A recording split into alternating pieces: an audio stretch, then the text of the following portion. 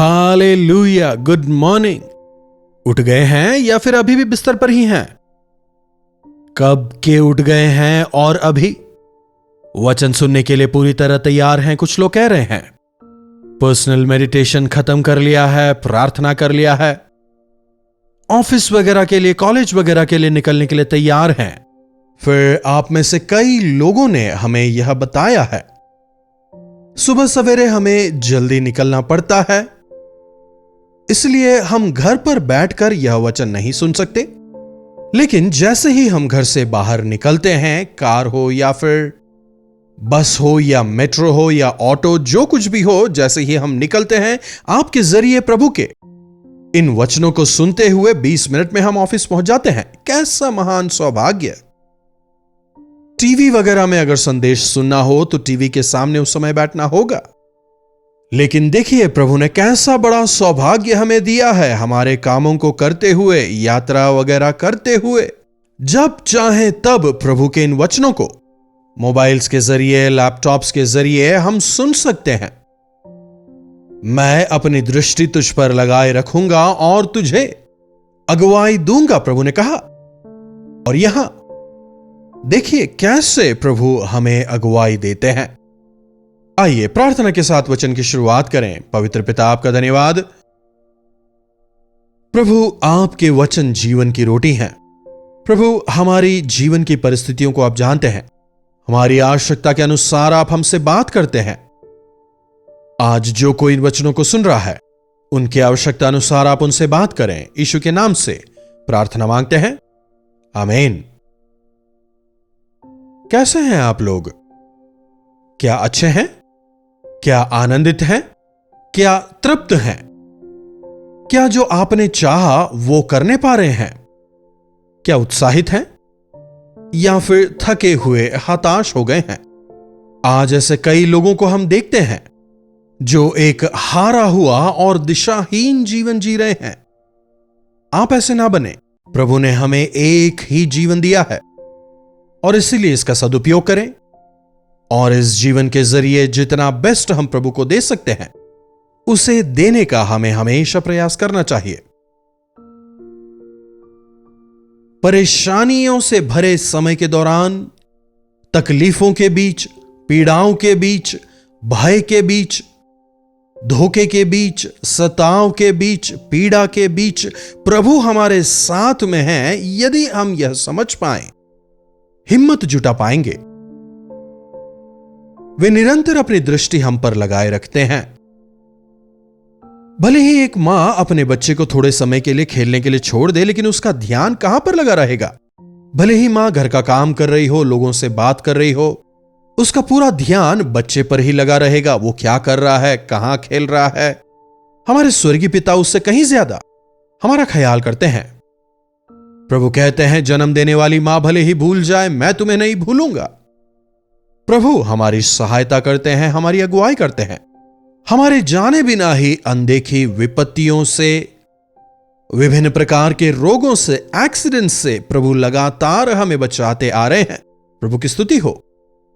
यदि हम प्रभु के वायदों को अपनाएं, हिम्मत के साथ जीवन में आगे बढ़ने पाएंगे। जब हम जीवन में वायदों को थाम कर जीना सीख लेंगे, चमत्कारों को देखने पाएंगे, प्रभु के हाथ को अपने जीवन में देखने पाएंगे। जिस दिन से मैंने उद्धार पाया है, उस दिन से लेकर आज तक हर एक विषय में, फिर वो चाहे पारिवारिक जीवन हो, व्यक्तिगत जीवन हो, सेवकाई हो, बच्चों की जिंदगी की बात हो, हर विषय में प्रभु के वायदों को थाम कर जब हम आगे बढ़े, प्रभु की आशीषों को हमने देखा। क्या आपके जीवन में वायदे हैं? दिसंबर अब ज्यादा दूर नहीं है ना, तब देख लेंगे, कह रहे हैं। वायदों को हासिल करने के लिए किसी सीजन वगैरह की जरूरत नहीं होती। प्रभु के सानिध्य में जाएं और प्रभु से कहें, प्रभु आज के लिए मुझे एक वायदा दें। दिन प्रतिदिन प्रभु अपने वायदों से हमें तृप्त करेंगे। एक वचन की ओर आपके ध्यान को लाना चाहूंगा। यशायाह की पुस्तक 41वां अध्याय और उसकी 13वीं आयत। क्योंकि मैं तेरा परमेश्वर यहोवा तेरा दाहिना हाथ पकड़कर कहूंगा, मत डर, मैं तेरी सहायता करूंगा। प्रभु को यहां अपने आप को इंट्रोड्यूस करना पड़ रहा है। मैं तेरा परमेश्वर यहोवा, मैं तेरा उद्धार करता, मैं तुझे चंगाई देने वाला परमेश्वर, मैं तुझे बलवंत करने वाला परमेश्वर, तेरे हाथ को पकड़कर, वरन तेरे दाहिने हाथ को पकड़कर कहूंगा। क्या कहूंगा? कि मैं तेरी सहायता करूंगा। इससे अच्छा वायदा और क्या हो सकता है? तुझे घबराने की जरूरत नहीं। बचपन में बिजली की गड़गड़ाहट से मुझे काफी डर लगता था। अगर बिजली कड़के मैं तुरंत मां को जाकर के थाम लेता। मां मुझे गोद में लेकर मत डरो बेटा, कुछ भी नहीं होगा कहती। जब हमें डर लगता है, यदि हम प्रभु के पास जाएं, मत घबरा बच्चे, मैं हूं, घबराने की जरूरत नहीं। उस सकरे मार्ग को देखकर, उस विपत्ति को देखकर, उस परिस्थिति को देखकर, उस पीड़ा को देखकर तू घबरा मत। मैं हूं, मैंने तेरे हाथ को पकड़ा है, मैं तेरी सहायता करूंगा। क्या सहायता करेंगे? अगर कोई हमारे पास कुछ मदद मांगने के लिए आए, क्या मदद चाहिए पूछें? पैसा चाहिए। आज पैसों की मदद ही सबसे ज्यादा हो गई है। यीशु मसीह क्या सहायता देंगे? ऐसी कोई सहायता नहीं जो वे नहीं कर सकते। आपको जो कुछ चाहिए प्रभु उसे मुहैया कराएंगे।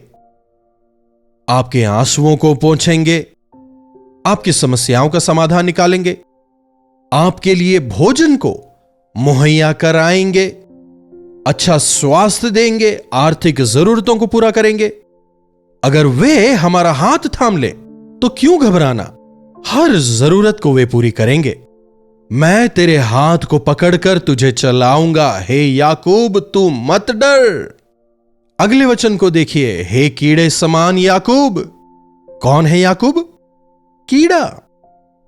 कीड़े समान याकूब। क्या किसी को कीड़ा पसंद आता है? कीड़े को दूर करने का प्रयास करते हैं, उसे मार डालने का प्रयास करते हैं। लेकिन प्रभु कह रहे हैं, याकूब तू कीड़े के समान है। यदि याकूब के जीवन को देखें, अपने जीवन में सब कुछ खो देने के बाद उसकी जो जवानी का समय था, उस जवानी के समय के निकल जाने के बाद बुढ़ापे में वो रोता ही रहा। यूसुफ के भाइयों ने उसे मिस्र में बेच दिया और उसके कपड़े को लेकर लहू में भिगाकर वो मर गया है। जाकर उसके पिता से कहते हैं, पिता रोता है। अपने छोटे बेटे से सबसे ज्यादा प्रेम करने वाला याकूब यूसुफ के बारे में सुनकर काफी दुखी होता है, रोते रोते अपने दिन को गुजारता है। याकूब और उसके साथ वाले सब मिलकर एक छोटे से समूह की तरह अलग थलग पड़े हुए थे। अब्राहम के पोते के तौर पर उसके पास कई सारी आशीषें थीं। अब्राहम के वंश की आशीषें जो पहलोठे को मिलनी थी, उसे चुराकर उसे लगा कि उसने सब कुछ हासिल कर लिया। लेकिन यहां देखिए, बलहीन हो गया, उसका वंश बिखर गया, थक गया था, दुख और निराशा में जी रहा था। हे कीड़े समान याकूब, शायद तुझे लग रहा हो तेरा जीवन खत्म हो गया, लेकिन मैं तेरी सहायता करूंगा। हे कीड़े सरीखे याकूब, हे इस्राएल के मनुष्यों, मत डरो। यहोवा की यह वाणी है, मैं तेरी सहायता करूंगा। एक बार नहीं, लगातार करता रहूंगा। प्रभु निरंतर हमारी सहायता करते हैं। यह वचन मुझे काफी हिम्मत देता है। मेरे प्रभु मुझे नहीं छोड़ेंगे ना त्यागेंगे। कितनी बार हमारे प्रभु ने हमारी सहायता की है। कोई मित्र एक या दो बार सहायता करेगा, तीसरी बार जाओ कहेगा। लेकिन प्रभु जब कभी हम उन्हें पुकारते हैं, जब कभी मांगते हैं, कई बार बिना मांगे ही हमारी जरूरतों को जानने वाले प्रभु हमारी सहायता करते हैं। यही परमेश्वर, याकूब के परमेश्वर, आपके और मेरे परमेश्वर भी हैं। हमारे प्रभु यीशु मसीह उद्धारकर्ता बनकर इस संसार में आए। जिस प्रकार कीड़े समान याकूब को लेकर उन्होंने एक बड़ी जाति बनाई, जिस प्रकार उस वंश से परमेश्वर ने अपने महान कार्यों को पूरा किया, अब्राहम को दिए अपने वायदों को पूरा किया, उसी प्रकार परमेश्वर आपके जीवनों में भी करेंगे। कई लोगों को मैंने गवाही देते सुना है, वे कहते हैं हम यहूदी नहीं हैं, हम इस्राएली नहीं हैं, लेकिन फिर भी परमेश्वर ने अपनी दया से मुझे बचाया है। जब मैंने प्रभु यीशु को अपने जीवन में स्वीकारा, सब लोगों ने मुझे छोड़ दिया, लेकिन प्रभु ने मेरे हाथों को पकड़कर मुझे चलाया और ऊंचे पहाड़ों पर उन्होंने मेरी अगुवाई की, मुझे आशीषित किया, उन्नत स्थानों में मुझे पहुंचाया। और आज जिन्होंने मेरा तिरस्कार किया था, जिन लोगों ने मेरा मजाक बनाया था, वे ही मुझे ढूंढकर मेरे पास आए। कई सारे लोगों की ऐसी गवाहियों को हमने सुना है। तुम्हारे परमेश्वर ही वास्तविक परमेश्वर हैं, कहते हुए उन्होंने भी अपने जीवनों को प्रभु के हाथों में सौंपा। जब ऐसी गवाहियों को आप सुनते हैं, याद रखें, प्रभु आपको कभी नहीं छोड़ते। तेरे दाहिने हाथ को पकड़कर मैं तेरी सहायता करूंगा। बिगिनिंग शायद छोटा हो सकता है, एक कीड़े के समान, लेकिन तुझे एक बड़ी जाति में बनाऊंगा। आज शायद आपका नाम कोई नहीं जानता, आप किसी कोने में छोटे से घर में रहते होंगे। हो सकता है आप अपने परिवार में अकेले पड़ गए हैं, लेकिन प्रभु आपके साथ है। घबराए ना, डरे ना, दुखी ना हो। मैं तेरे हाथों को पकड़कर तेरी अगुवाई करूंगा, तुझे आशीष दूंगा। यदि प्रभु हमें आशीष दे तो कौन हमें श्राप दे सकता है। बालाक राजा प्रयास करता है कि बिलाम भविष्यवक्ता को बुलाकर उसके जरिए वो इस्राएलियों को श्राप देगा, तू श्राप दे। और पैसों के लालच में बिलाम प्रयास करता है। एक बार नहीं, 3 बार वो श्राप देने के लिए मुंह खोलता है, लेकिन मुंह से श्राप के बजाय आशीष ही निकले। अरे ये तू क्या कर रहा है बिलाम? जब राजा पूछता है, मैं क्या करूं? जिन्हें परमेश्वर ने आशीषित किया है, मैं उन्हें श्राप कैसे दे सकता हूं? अरे कोई जादू टोना कर देगा, किसी ने हमें श्राप दिया है कहकर हम डरते हैं, किसी ने नजर लगा दी है इसलिए यह सब कुछ हो रहा है। जी नहीं, इन तमाम बातों से आपको घबराने की जरूरत नहीं है। प्रभु यीशु आपसे प्रेम करते हैं। जब लोग आपसे नफरत करें, चकित ना हो, यह संसार तुमसे नफरत करेगा ही, क्योंकि तुम इस संसार के नहीं हो। संसार ने मुझसे बैर किया है, इसीलिए वे तुमसे भी बैर करेंगे। प्रभु ने कहा था ना, जब यीशु मसीह का प्रेम हम में होगा तब प्रभु यीशु हमारे शत्रुओं को भी हमारे मित्र बनाएंगे। जहां हमारा सर झुका, उसी जगह वे हमारे सर को ऊंचा करेंगे। और तब यह साबित हो जाएगा कि प्रभु यीशु आपकी ओर हैं। हर रोज प्रभु के साथ सहभागिता करें। क्या जब आप लोगों के अपमान भरे शब्दों को सुनते हैं, क्या उन अपशब्दों को सुनकर आप निराश हो जाते हैं, घबरा जाते हैं? क्या आप भयभीत हो जाते हैं? याद रखें, जो आप में है वो संसार में जो है उससे कहीं बढ़कर है। आपके विरोध में तैयार किया जाने वाला कोई भी हथियार कामयाब नहीं होगा। इन तमाम वायदों को आप अपना सकते हैं। विश्वास करें, तब ये वायदे काम करेंगे। विश्वास करने वाले के लिए सब कुछ संभव है। हो सकता है आज आप अकेले हों, लेकिन प्रभु आपके साथ में है। याद रखें, प्रभु का आशीष आप में है। आपको प्रभु ऊंचा करेंगे। प्रभु का वायदा है, प्रभु ने आपको पूंछ नहीं बल्कि सर बनाया है। उनके वायदों पर विश्वास करें, जीवन में आगे बढ़ते जाएं। प्रार्थना। पवित्र पिता, आपका धन्यवाद प्रभु, एक बार फिर से आपके वचनों के लिए आपका धन्यवाद प्रभु। यह केवल आपका अनुग्रह ही है कि आज हम इस संसार में तमाम समस्याओं के बीच, तकलीफों के बीच भी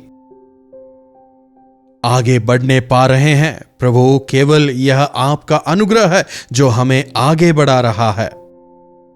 प्रभु, हमारी मदद करें कि इन परेशानियों और तकलीफों के बीच, पीड़ाओं के बीच हम घबराएं ना, बल्कि आपके वायदों को थाम कर, आपके अटल वचनों को थाम कर, आपके उचित समय का इंतजार करते हुए प्रभु हमें निश्चय विजयी करेंगे। प्रभु हमारे सर को ऊंचा करेंगे। आपके तमाम वायदों को अपनाते हुए उन पर विश्वास करके आगे बढ़ने का अनुग्रह हमें दें। यीशु के नाम से प्रार्थना मांगते हैं, आमीन। अब हमारे पिता परमेश्वर का प्रेम, प्रभु यीशु मसीह का अनुग्रह, पवित्र आत्मा की संगति और सहभागिता हमें से प्रत्येक के साथ आज, कल और सर्वदा बनी रहे, आमीन। प्रभु परमेश्वर की महिमा हो।